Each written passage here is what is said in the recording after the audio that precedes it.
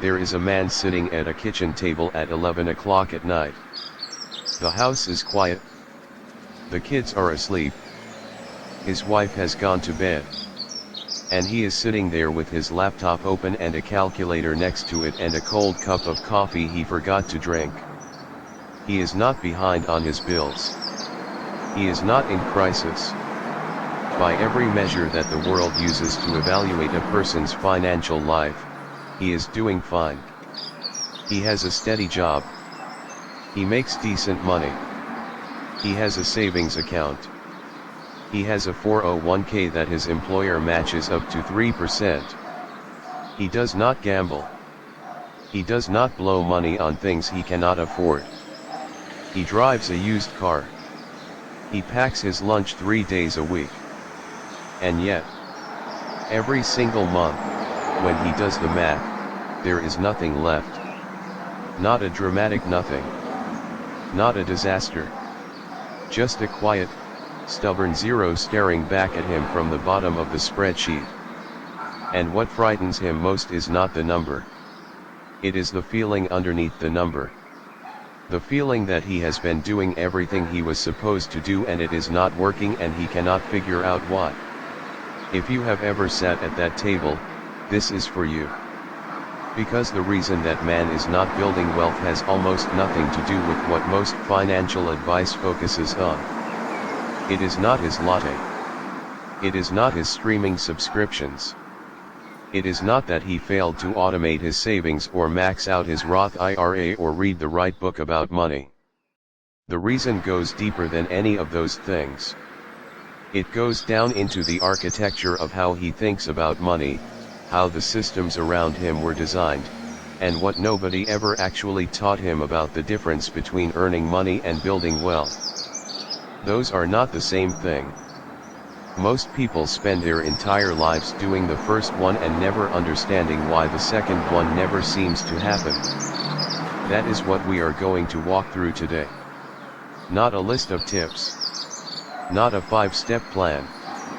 We are going to go underneath the surface and look at the actual structure of why wealth accumulates for some people and quietly drains away from others, decade after decade, generation after generation.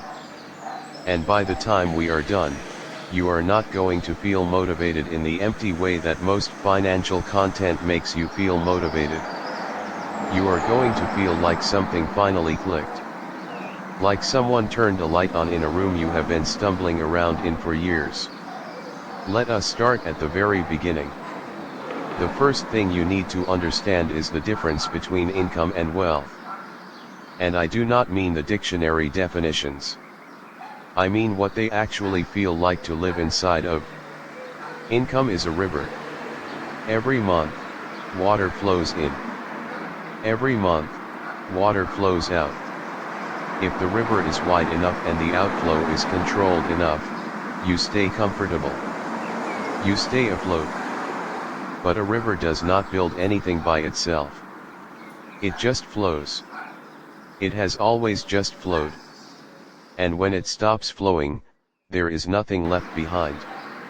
Wealth is a reservoir. It is water that has been captured, stored, and put to work.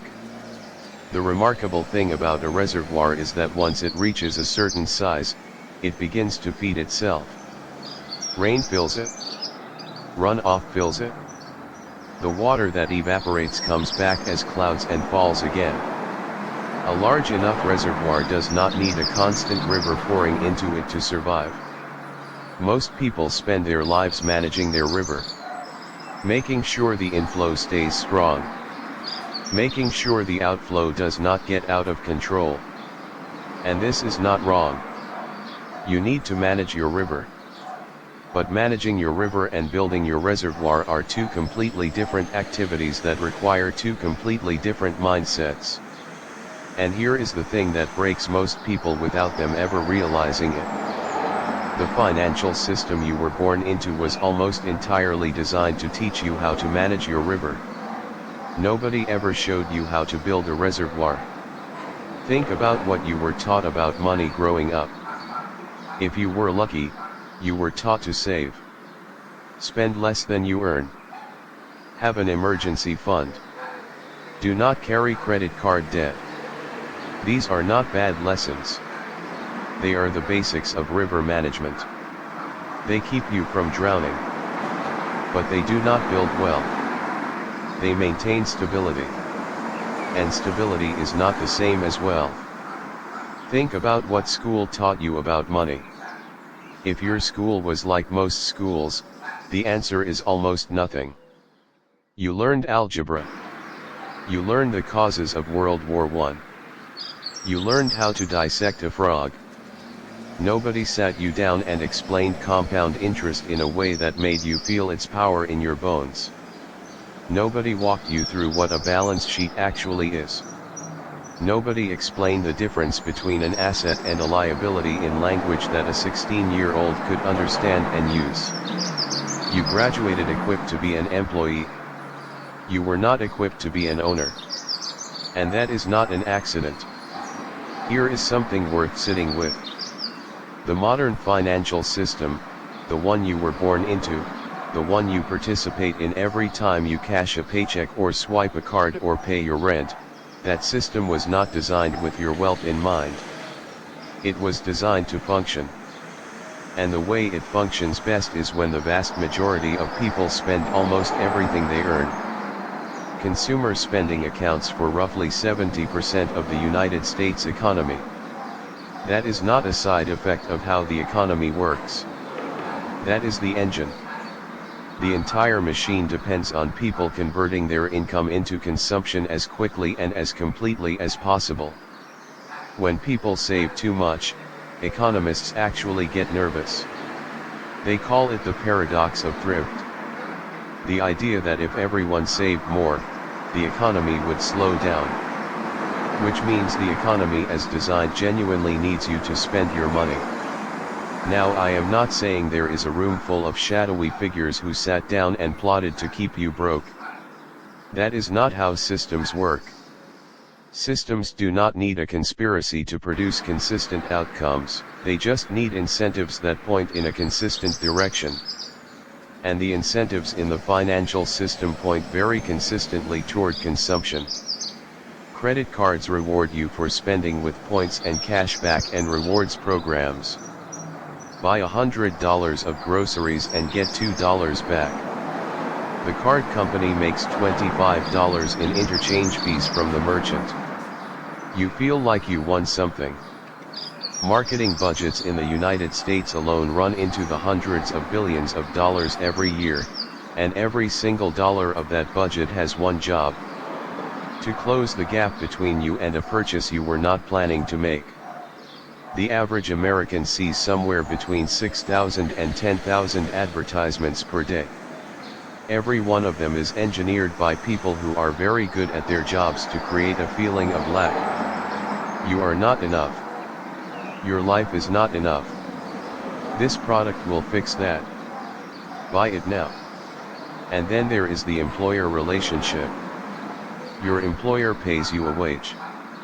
That wage was set by a negotiation in which your employer had more information, more options, and more leverage than you did. You needed a job. They needed someone to fill a role. But they needed someone to fill the role less urgently than you needed the job.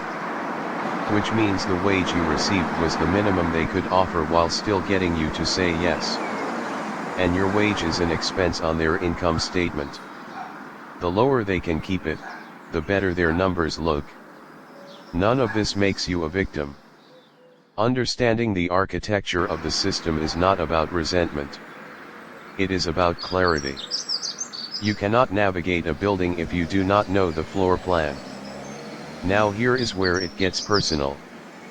Because the system could be designed exactly the way it is and you could still build wealth inside of it. People do it all the time. So why do most people not? The answer lives in something researchers call a scarcity mindset. And the most important thing to understand about it is that it is not a character flaw. It is a cognitive adaptation. When you grow up without enough, or when you live month to month as an adult, your brain literally rewires itself to prioritize immediate survival over long-term planning. This is not stupidity. This is biology. Your brain is very good at keeping you alive. And if your lived experience has taught your brain that resources are scarce and unpredictable, your brain will optimize for the short term because the short term is where survival happens. Senthil Mullainathan and Eldar Shaffer, two behavioral economists, spent years researching this and published their findings in a book called Scarcity. What they found was striking. When people are operating under conditions of scarcity, their cognitive bandwidth actually decreases. The mental load of managing not enough consumes processing power that would otherwise be available for planning, for creativity, for long-term thinking. In one study, they found that the mental burden of financial stress was equivalent to a loss of about 13 IQ points. The same person, under financial pressure, was measurably less capable of complex reasoning than when the pressure was relieved. Think about what that means. The people who most need to make good long-term financial decisions are precisely the people whose cognitive capacity for long-term thinking has been most compromised by their financial situation. The system does not need to be malicious. It just needs to keep enough people under enough pressure that they never have the mental space to see the bigger picture. And then there is what psychologists call present bias. The human brain is wired to weight immediate rewards much more heavily than future ones. $1 today feels worth more than $5 in 5 years, even when you do the math and know that it is not. This is not irrational in the evolutionary sense. For most of human history, the future was deeply uncertain. The animal you could eat today was worth more than the theoretical animal you might catch next week. Saving for a retirement that is 30 years away requires you to override millions of years of biological programming that is telling you to focus on what is in front of you right now. Wealth building requires operating against your own neurology. And nobody ever told you that. So when you fail to save enough, when you spend the bonus instead of investing it, when you tell yourself you will start next month and next month becomes next year, you do not need to feel like a moral failure. You are experiencing the predictable output of a brain that is doing exactly what brains do. The question is whether you are going to understand the mechanism well enough to work around it. But the mindset piece goes even deeper than scarcity and present bias. There is a third layer that almost nobody talks about. And it is possibly the most powerful one of all. It is the relationship between your identity and your income level. Most people, without ever consciously choosing this, build their sense of self around their income bracket. Not around their net worth. Around their income. Around what they earn. And this creates a phenomenon that financial researchers call lifestyle inflation, but that I think is better described as identity spending. Here is how it works. You get a raise. Your income goes up by $10,000 a year. And within 6 months, your spending has increased by roughly the same amount. A nicer car. A slightly bigger apartment. Better vacations. Nicer clothes. Not because you sat down and decided to spend more, but because your brain recalibrated your sense of normal. Your new income level became your new identity and your spending adjusted to match who you now believed yourself to be. This is why studies consistently show that lottery winners return to roughly their previous level of happiness and financial stability within a few years of winning. The money did not change their relationship to money. It just gave them a larger surface area for their existing financial identity to occupy. And the cruelest version of this trap is status spending. The purchases we make not because we need them and not even because we genuinely want them, but because they signal to other people where we stand. The car in the driveway. The neighborhood you live in. The brand on your shirt. The restaurant you choose when someone important is watching. We spend enormous amounts of money performing wealth for people who are simultaneously performing wealth for us. Two people standing in a restaurant spending money they could be investing, each one trying to impress the other, neither one getting ahead. There is a line from a book called The Millionaire Next Door that has stayed with me. The authors spent years interviewing actual millionaires, not the ones you see on television, but the ones quietly living in ordinary houses in ordinary neighborhoods. And what they found again and again was this: most people who look wealthy are not. And most people who are wealthy do not look it. Now let us talk about what is on the other side of all of this. Because the goal is not just to understand the trap. The goal is to understand what people who escape it actually do. And the answer is both simpler and harder than most financial content will tell you. Wealthy people think in assets, not in income. They are not primarily asking how do I earn more. They are asking what can I own that will produce value while I sleep. The shift from an income mindset to an asset mindset is the single most important cognitive transition in the entire journey toward wealth. And it is a genuinely different way of seeing the world. When you have an income mindset, you look at a dollar and think about what it can buy. When you have an asset mindset, you look at a dollar and think about what it can become. Not in a vague motivational poster way. In a very specific, mechanical way. Every dollar you own is either working for you or it is not. If it is sitting in a checking account earning nothing, it is not working. If it is in a savings account earning 1% while inflation runs at 3%, it is actually losing purchasing power. It is going backward. If it is invested in an index fund tracking the broad market, history suggests it is compounding at somewhere around 7 to 10% annually over the long term. The dollar in the index fund and the dollar in the checking account feel the same in your hand. But over 30 years, they produce completely different lives. The second thing wealthy people do differently is they pay themselves first. Not after the bills. Not with whatever is left over. First. This sounds simple.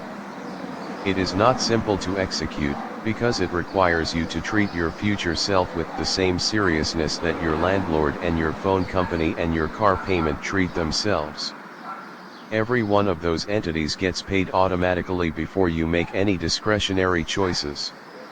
Your wealth building needs to work the same way. The third thing is something that took me a long time to fully appreciate. Wealthy people are obsessively patient. Not passive. Patient. There is a difference.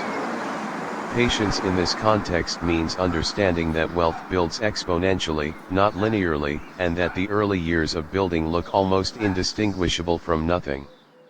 If you invest $500 a month starting at 25 years old and earn a 7% average annual return, by the time you are 65 you will have roughly $1.3 million. But here is what that journey actually looks like. After 10 years, you have about $87,000. After 20 years, you have about $260,000. After 30 years, you have about $600,000. The last 10 years, from 30 to 40 years of investing, produce more than all the first 30 years combined. The machine builds slowly and then all at once. And most people quit during the slow part because it does not feel like anything is happening. This is why time in the market is one of the most powerful forces in personal finance. Not timing the market. Not picking the right stocks. Not finding the hot sector. Just staying in. Just refusing to quit. The wealthy investor's greatest advantage is not intelligence or information or connections. It is the willingness to be boring for a very long time. Now here is the part that most financial content skips entirely. Because most financial content focuses on the money. And money is only one of the things that compounds. Knowledge compounds. Every book you read about finance, Every concept you understand more deeply, every mental model you add to your thinking does not just make you smarter in isolation. It stacks on everything you already know and produces insights that none of the individual pieces could have produced alone. The person who has spent 10 years genuinely studying how money works sees opportunities and risks that are invisible to someone operating on surface-level financial knowledge. And the gap between those two people widens every single year. Relationships compound. The quality of the people you spend time with, the people you learn from, the people who open doors for you or introduce you to ideas you would never have found alone, that network builds over decades in ways that are almost impossible to value in the short term. The connection you make at 30 that leads to the partnership at 40 that produces the wealth at 50. Reputation compounds, the track record you build for doing what you say you will do, for being trustworthy with small things and large things, for delivering more than you promised. Trust is a financial asset that most people never think to cultivate deliberately.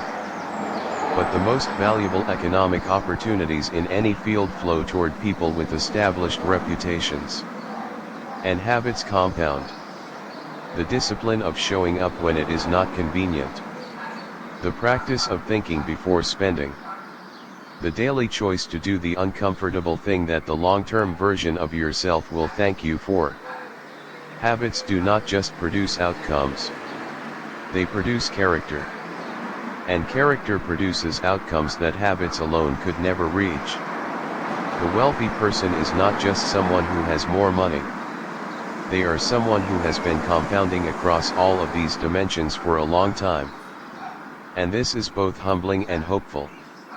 Humbling because it means there are no shortcuts. Hopeful because it means it is never too late to start the compounding. Every year you wait is a year of growth you cannot get back. But every year you begin is a year of growth that the version of you who never started will never have. The turning point is not a number. It is a decision that most people never fully make. And the decision is this. I am going to take responsibility for my financial future in a way that does not depend on the system cooperating with me. Not anger at the system. Not denial that the system creates real obstacles. But a clear-eyed decision that you are going to build wealth inside the constraints that actually exist rather than waiting for the constraints to change. The real reason most people never build wealth is not laziness. It is not stupidity. It is not bad luck. It is that they were handed the wrong tools and never told the tools were incomplete. They were taught to manage their river and never shown how to build a reservoir. They were optimized for consumption in an economy that needed consumers. And they played by the rules they were given without ever being shown that different rules existed. You now know the rules exist. What you do with that knowledge is entirely up to you. But you cannot go back to not knowing. You cannot sit at that kitchen table at 11 at night and look at the spreadsheet the same way. The room has changed.